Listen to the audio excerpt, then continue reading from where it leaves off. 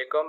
आज हम स्टार्ट करेंगे calculus and analytical geometry mathematics for class 12 और ये जो कोर्स है ये एफएससी प्री इंजीनियरिंग और कंप्यूटर साइंस के स्टूडेंट्स को पढ़ाया जाता है। और इसके अलावा अगर आप function, domain, range in terms को समझना चाहते हैं तो आप भी इस लेक्चर को सुन सकते हैं। ठीक है, स्टार्ट करने से पहले मैं आपको अपना इंट्रोडक्शन करवा देता हूँ। My name is Mohammad Tahir, lecturer of mathematics और मेरी क्वालिफिकेशन है मास्टर्स इन मैथमेटिक्स और एमफिल मेरा कंटिन्यू है। तो स्टार्ट करते हैं सबसे पहले फंक्शन के इंट्रोडक्शन से। Functions are useful tools to describe the real world in terms of mathematics. अब रियल वर्ल्ड को मैथमेटिक्स में बयान करने के लिए फंक्शन जो है एक बहुत ही मुफीद तरीकेकार है। They are used to explain relationship between variable quantities and also play a vital role in the study of calculus. ठीक है, और इसमें रिलेशनशिप बयान किया जाता है किन के दरमियान, वेरिएबल क्वांटिटीज के दरमियान। ठीक है, जो क्या करती हैं, टाइम टू टाइम वेरी करती हैं, चेंज होती रहती हैं। ठीक है, और ये बहुत ही अहम किरदार अदा करता है जब हम कैलकुलस को पढ़ते हैं। कैलकुलस की खूबसूरती ये है कि कैलकुलस में कहीं भी आपको अयोटा नजर नहीं आएगा, मीन के आपको कॉम्प्लेक्स नंबर उसमें नजर नहीं आएंगे। ठीक है, सारी की सारी हम बात करते हैं किसमें, रियल के ऊपर। नेक्स्ट देखते हैं इसकी definition. Function is a relation और correspondence or rule which is defined from a known empty set x to a known empty set y in such a way that each element of x has only one image in set y। अब function जो है एक relationship है, एक ताल्लुक है, क्रॉसपॉन्डेंस है, एक मुताबिकत है और एक रूल है, एक तरीकेकार है। ठीक है, जो कि डिफाइन किया जाता है एक नॉन एम्प्टी सेट x से एक नॉन एम्प्टी सेट y की तरफ। ठीक है, आप इसमें कोई भी लेटर जो है वो चूज कर सकते हैं, इसमें कोई कंडीशन नहीं है। ठीक है, in such a way that just like a condition each element of x has only one image in y, के x के अंदर जितने भी एलिमेंट्स हैं उनका सिर्फ और सिर्फ एक इमेज हो, एक आंसर हो किसके अंदर, सेट y के अंदर। तो उसको हम क्या कहते हैं, एक फंक्शन कहते हैं। उसके बाद इसकी अल्टरनेट डेफिनेशन देखते हैं, इसमें मजीद आपकी अंडरस्टैंडिंग होगी। Function is a relation which is defined between two non empty sets x and y in such a way that use all elements of x, don't repeat any element of set x। अब function जो है एक relation है जो कि बयान किया जाता है किससे, दो नॉन एम्प्टी सेट से जो खाली सेट ना हो। ठीक है, और उसमें जो आपका सेट x है जिससे आप फंक्शन को डिफाइन कर रहे हैं उसके जितने भी एलिमेंट्स हैं वो तमाम के तमाम यूज होने चाहिए। ठीक है, कोई भी ऐसा एलिमेंट ऐसा ना हो जिसका हमें आगे आंसर ना मिले। Don't repeat any element of x, कि x का कोई भी एलिमेंट रिपीट भी ना हो। इट मीन के x में जितने भी एलिमेंट्स हैं उनमें कोई भी एलिमेंट ऐसा ना हो जिसके दो आंसर्स आगे पड़े हो। ठीक है, इसकी एग्जांपल देखते हैं। ये हमने एक सेट x चूज किया, उसमें एलिमेंट्स हैं x1, x2 एंड x3। ठीक है, और ये हमने एक सेट चूज किया y जिसमें एलिमेंट्स है y1 एंड y2। ठीक है, अब हमने क्या कंडीशन पढ़ी थी अभी फंक्शन के लिए कि सेट x के जितने भी एलिमेंट हैं वो तमाम के तमाम क्या हो, यूज्ड हो और कोई भी एलिमेंट जो है वो रिपीट ना हो, एक एलिमेंट के दो आंसर आगे ना हो। अब देखते हैं यहाँ पे ये x1 है, इसका इमेज क्या बन रहा है, y2। ठीक है, ये x2 है, इसका इमेज क्या बन रहा है, y1। ये आपके पास x3 है और इसका इमेज क्या बन रहा है, y1। अब देखें टोटल कितने एलिमेंट्स थे यहाँ पे, 3, और तीनों के तीनों एलिमेंट्स क्या हो चुके हैं, यूज। तो लिहाजा कोई भी एलिमेंट ऐसा नहीं बचा जो यूज ना हुआ हो। पहली कंडीशन सेटिस्फाइड होगी। दूसरी कंडीशन हमने ये देखनी है इसके अंदर जितने भी एलिमेंट्स हैं क्या उनमें कोई ऐसा एलिमेंट तो नहीं है जिसके आगे दो आंसर्स हैं। इसमें हमारे पास कोई ऐसा एलिमेंट नहीं है जिसके आगे दो आंसर्स हों। ठीक है, तो यहां से देखिएगा f ऑफ x1, जब ये फंक्शन जो है हम किसके ऊपर अप्लाई करवाते हैं, x1 के ऊपर, तो हमें उसका क्या आंसर मिलता है, उसका क्या इमेज मिलता है, y2। ठीक है, इसी तरह जब ये फंक्शन f जो है वो हम अप्लाई किसके ऊपर करते हैं, x2 पे, तो हमें क्या आंसर मिलता है उसका, ये y1। तो ये देखें f of x2 is equal to y1। Similarly x3 के ऊपर जब हम फंक्शन अप्लाई करवाते हैं f, तो उसका हमें क्या इमेज मिलता है, y1।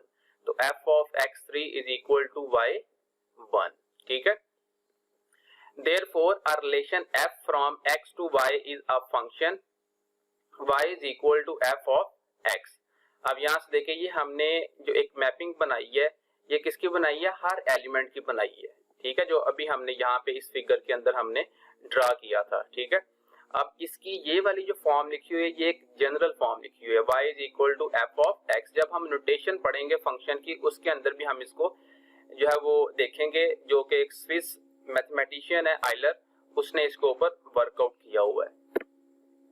नेक्स्ट देखते हैं domain of a function. Let f be a function from a set x to set y, then the set x is called domain of f।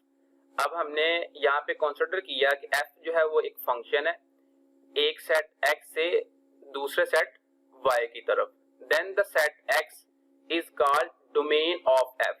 फिर जो आपके पास सेट x होगा जिसकी तरफ से आप फंक्शन किसी दूसरे सेट की तरफ डिफाइन कर रहे हैं, वो क्या होगी, डोमेन होगी। ठीक है, एग्जांपल देखते हैं इसकी। ये हमने एक सेट x चूज किया 1, 2 एंड 3। ये हमने एक सेट y चूज किया 2, 5 एंड 7। अब हमने एक फंक्शन f के अंडर इसके इमेजेस ट्रेस किए। ठीक है, ये देखें 1 का जो इमेज है वो 5 बन रहा है, 2 का जो इमेज है वो 7 बन रहा है, 3 का जो इमेज है वो 2 बन रहा है। ठीक है, तो जो आपके पास सेट x होगा उसके एलिमेंट्स को हम क्या कहेंगे, प्री इमेजेस। सिमिलरली जो आपके पास सेट y होगा उसके एलिमेंट्स को हम क्या कहेंगे, इमेजेस। तो लिहाजा अभी हम यहाँ पे जो है वो डोमेन को डिस्कस कर रहे हैं। देखते हैं यहाँ पे, therefore f from x to y is a function and the set x is equal to 1, 2 and 3 is domain of f। अब यहाँ पे देखें, ये जो आपके पास function f from x to y था, ये आपके पास जो फंक्शन है from x to y, तो इसमें जो आपके पास सेट x है, ये वाला जो सेट x है, इसमें एलिमेंट्स 1, 2 एंड 3 जो है, ये क्या है, फंक्शन की डोमेन है। ठीक है, नेक्स्ट देखते हैं codomain of a function. Let f be a function from a set x to set y, then the set y is called codomain of f। अब हमने क्या किया, यहाँ पे एक फंक्शन जो है f लेट किया एक सेट x से दूसरे सेट y की तरफ। ठीक है, फिर आपके पास जिस सेट की तरफ फंक्शन डिफाइन किया जा रहा है, वो जो आपके पास सेट होगा उसको हम क्या कहेंगे, को डोमेन ऑफ द फंक्शन कहेंगे। ठीक है, एग्जांपल देखते हैं इसकी। ये हमने यहाँ पे दो सेट चूज किए, एक सेट x है उसके एलिमेंट है 1, 2, 3 एंड 4, और एक सेट हमने यहाँ पे चूज किया y, उसके एलिमेंट है 2, 5, 6, 7 एंड 8। ठीक है, अब देखिए 1 का जो इमेज है या आंसर है वो क्या बन रहा है, 6, 2 का 5, 3 का 7, 4 का 8। ये हमने एक जनरल कॉन्सेप्ट के लिए एग्जांपल चूज की है, ये कुछ स्पेसिफिक नहीं है कि 1 का 6 ही बनेगा या 2 का 5 बनेगा या 3 का 7 बनेगा या 4 का 8 बनेगा। ठीक है, आप इनको चेंज भी कर सकते हैं, लेकिन फंक्शन की बेसिक डेफिनेशन का आपको पता होना चाहिए कि जो आपके पास x सेट के एलिमेंट हैं वो तमाम के तमाम यूज्ड हों, और उसके अंदर जितने भी एलिमेंट्स हैं उसमें कोई भी ऐसा एलिमेंट ना हो जिसके दो आंसर आगे मौजूद हों। ठीक है, तो यहाँ पे हम कोड मेन को देख रहे हैं। Therefore f from x to y is a function and y is equal to 2, 5, 6, 7 and 8 is codomain of f। तो लिहाजा जो हमने एक फंक्शन डिफाइन किया f x से y की तरफ, उसमें जो आपका सेट y है और उसमें जो एलिमेंट है 2, 5, 6, 7 एंड 8, ये क्या है, आपकी कोड मेन है। ये क्या है, कोड मेन। नेक्स्ट यहाँ पे थोड़ा सा जो हमने प्री इमेजेस और इमेजेस का जिक्र किया था पिछले एग्जांपल में, उसको देखते हैं। Also x is equal to 1, 2, 3 and 4 is a set of pre images. ठीक है, and y is equal to 2, 5, 6, 7 and 8 is a set of images. ये आपके पास किसका सेट है? इमेजेस का सेट है, ठीक है। नेक्स्ट देखते हैं range of a function. Let f be a function from set x to set y, then the set of corresponding elements in y is called range of f। अब हमने एक function यहाँ पे f जो है वो लेट किया एक सेट x से दूसरे सेट y की तरफ, ठीक है। Then the set of corresponding elements in y। अब जो x के एलिमेंट हैं उनका जो आंसर किस में पड़ा होगा? y के एलिमेंट्स में, y के सेट में पड़ा होगा, उसको हम क्या कहेंगे? Range of a function. इसकी अल्टरनेटिव डेफिनेशन देखते हैं, उससे आपको ज्यादा अंडरस्टैंडिंग होगी। Set of images in A set of y is called range of function, ठीक है। अभी हमने पीछे जिक्र किया था प्री इमेजेस और इमेजेस का, ठीक है। जो आपके पास इमेजेस होगी किसके अंदर? सेट y के अंदर, वो आपकी क्या होगी? रेंज होगी। एग्जांपल देखते हैं जी। उसके लिए हमने एक सेट x लेट किया, उसमें एलिमेंट्स हैं a एंड b, और एक सेट हमने y लेट किया, उसमें एलिमेंट्स हैं 1, 2 एंड 3, ठीक है। और a का जो आंसर है या इमेज है वो क्या बन रहा है? 3। सिमिलरली b का जो इमेज है वो क्या बन रहा है? यहाँ पे 1। अब देखें ये जो सेट x है, पीछे हम पढ़ के आए हैं, ये क्या आपकी डोमेन है। इसमें जो एलिमेंट है वो क्या है? डोमेन है आपकी। इसी तरह ये जो सेट y है, इसमें जो एलिमेंट है वो आपकी क्या है? कोडोमेन है, ठीक है। Therefore x is equal to ab is domain of f and y is equal to 1, 2 and 3 is codomain of f। तो डोमेन और कोडोमेन को हमने अगेन यहाँ पे क्या कर लिया? रिपीट कर लिया। अब हम चलते हैं किसकी तरफ? रेंज की तरफ। The set of images in y is equal to 1, 3 is called range of f। अब कोडोमेन के अंदर जो जो इमेजेस हैं, जो जो आंसर हैं, ठीक है, आंसर्स किन के हैं? जो सेट x के एलिमेंट हैं वो आपकी क्या होगी? रेंज होगी। देखें यहाँ पे y के अंदर टोटल कितने एलिमेंट्स हैं? 3 एलिमेंट्स हैं। उसमें से हमारे जो इमेजेस बने हैं, जो आंसर्स बने हैं, वो कितने बने हैं? 2 बने हैं, 1 एंड 3। लिहाजा 1 और 3 क्या होगी? आपकी रेंज होगी, ठीक है। नेक्स्ट देखते हैं notation of a function. If a variable y depends on a variable x in such a way that each value of x determine exactly one value of y, then we say that y is a function of x। अब notation में हमने क्या किया? अगर कोई variable आपके पास y है, ठीक है, वो डिपेंड कर रहा है किसी वेरिएबल x के ऊपर, ठीक है, और उसमें क्या होगा? x जो है उसको सिर्फ और सिर्फ एक ही आंसर मिलता है, किसमें? y में, ठीक है। तो फिर हमारे पास क्या होगा? y is a function of x होगा, that is y is equal to f of x। जब हमने फंक्शन की डेफिनेशन पढ़ी थी, ये नोटेशन हमने वहां पे भी पढ़ी थी, ठीक है। इसको हमने वहां पे भी डिफाइन किया था एज जनरल, ठीक है। नेक्स्ट देखते हैं example. As we know that area of square depends on its sides. अब हमें पता है कि स्क्वायर का जो एरिया है वो किसके ऊपर डिपेंड करता है? उसकी साइड्स के ऊपर, ठीक है। जितनी साइड्स की जो लेंथ है वो ज्यादा होगी, उतना ही एरिया भी ज्यादा होगा। जितनी साइड्स की जो लेंथ है वो कम होगी, ठीक है, उतना ही एरिया भी उसका क्या होगा? कम होगा, ठीक है। इट मीन कि एरिया डिपेंड कर रहा है किसके ऊपर? साइड्स के ऊपर। So we can say that a is a function of x। जो a है फिर वो फंक्शन है किसका? x का, ठीक है, क्योंकि एरिया डिपेंड कर रहा है x के ऊपर। आपका जो साइड्स हैं, जो x है, वो डिपेंड a के ऊपर नहीं कर रहा है यहाँ पे। That is a is equal to x square. ये हम जो है नेक्स्ट देखते हैं, जो हमारे पास नोटेशन ऑफ अ फंक्शन है, उसके ऊपर स्विस मैथमेटिशियन आयलर उसने भी वर्कआउट किया और उसने इसको किस तरह बयान किया वो देखते हैं। Right the statement y is a function of x, ठीक है। ये हमने एक स्टेटमेंट लिखी, y is a function of x, that is y is equal to f of x, ठीक है।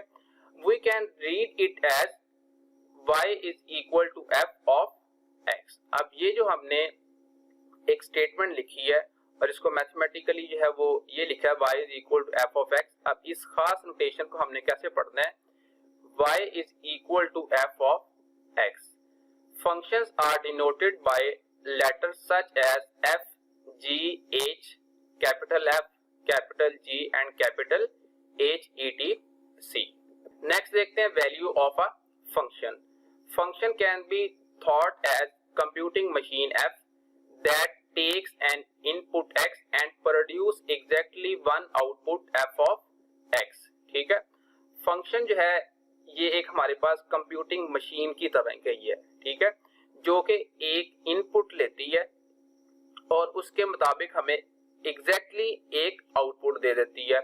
अब हमने क्या किया, यहाँ पे ये हमारे पास एक फंक्शन है, उसने एक इनपुट वैल्यू ली x यहाँ पे, ठीक है, और उसने एग्जैक्टली एक क्या कर दी, आउटपुट प्रोवाइड कर दी हमने हमें किस सूरत में, f ऑफ x की सूरत में, ठीक है.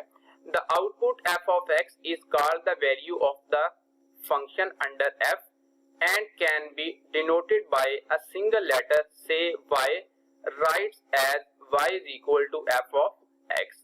फिर हमारे पास ये जो आउटपुट आई है f ऑफ x, इसको हम क्या कहेंगे, value of the function under f, ठीक है. f के अंडर जो है ये आपके पास क्या है, वैल्यू ऑफ द फंक्शन है.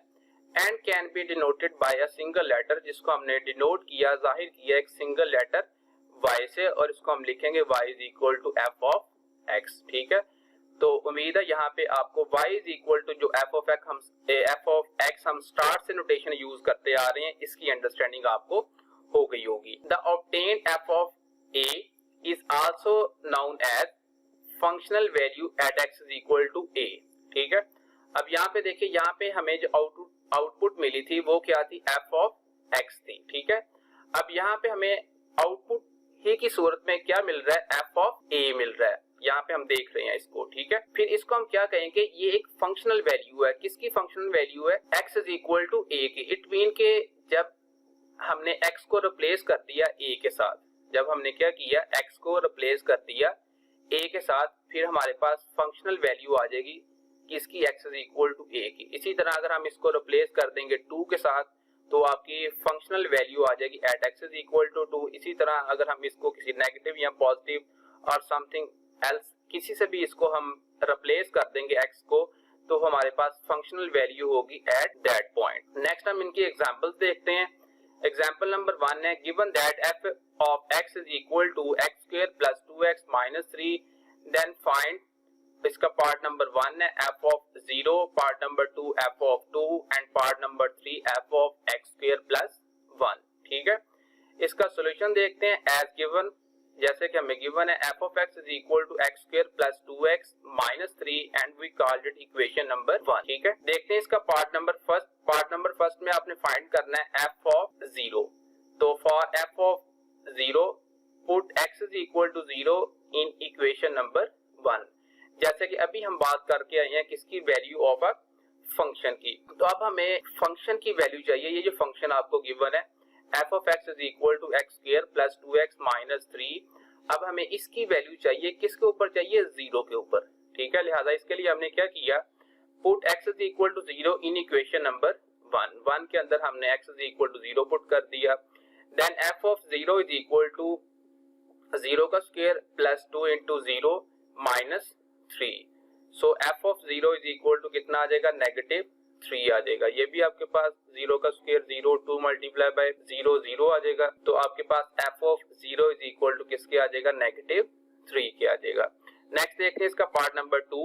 For f of 2 put x is equal to 2 in equation number 1. अब मुझे फंक्शन की वैल्यू चाहिए x इज इक्वल टू 2 के ऊपर. तो मैंने क्या किया, इस फंक्शन के अंदर x की जगह पे क्या पुट कर दिया, 2 पुट कर दिया. Put x is equal to 2 in equation number 1. f of 2 is equal to 2 square plus 2 into 2 minus 3. f of 2 is equal to 2 का स्क्वायर 4 आ गया, 2 मल्टीप्लाई बाय 2 4 माइनस 3, ठीक है. 4 प्लस 4 8 में से हम 3 को माइनस कर देंगे, तो f ऑफ 2 की वैल्यू कितनी आ जाएगी, आपके पास 5 आ जाएगी, ठीक है. नेक्स्ट देखते हैं इसका part number 3. For f of x square plus 1. अब मुझे वैल्यू चाहिए दिए गए फंक्शन की किसके ऊपर, x स्क्वायर प्लस 1 के ऊपर, ठीक है. उसके लिए मैंने क्या किया, put x is equal to x square plus 1 in equation number 1। इसको इक्वेशन नंबर 1 के अंदर पुट कर लिया जो आपको क्वेश्चन के अंदर दी गई थी। ठीक है, तो आपके पास आ जाएगा f of x square plus 1 is equal to x square plus 1 whole का square plus 2 into x square plus 1 minus 3। ठीक है, f of x square plus 1 is equal to x square plus 1 का होल स्क्वायर हमने open कर दिया, तो ये आपके पास बन गया x4 plus 1 plus 2 x square plus 2 x का स्क्वायर प्लस 2 माइनस 3 आ गया। ठीक है, f of x square is equal to x square plus 4x square, sorry यहाँ पे आपके पास x पावर 4 आएगी। ठीक है, ये आपके पास कितनी आएगी, x पावर 4 आ जाएगी। ठीक है, तो ये 2x स्क्वायर, ये 2x स्क्वायर आपके पास कितना बन जाएगा, 4x का स्क्वायर। तो ये आपके पास 1 और 2 कितना बन जाएगा, 3। ये आपके पास 3 आ गया, ये माइनस का 3 आपका एज इट इज आ गया। f of x square plus 1 is equal to x power 4 plus 4x का स्क्वायर। ठीक है, तो ये आपके पास एक राइटिंग मिस्टेक है, x का स्क्वायर यहाँ पे क्या आएगा, x की पावर 4 आएगी। ठीक है, उम्मीद है आपको आज के लेक्चर की समझ आई होगी। चैनल को लाइक, शेयर और सब्सक्राइब करना मत भूलिएगा ताकि आपको अगले जो लेक्चर्स हैं वो रेगुलर बेसिस के ऊपर मिलते रहें। ओके जी, अल्लाह हाफिज।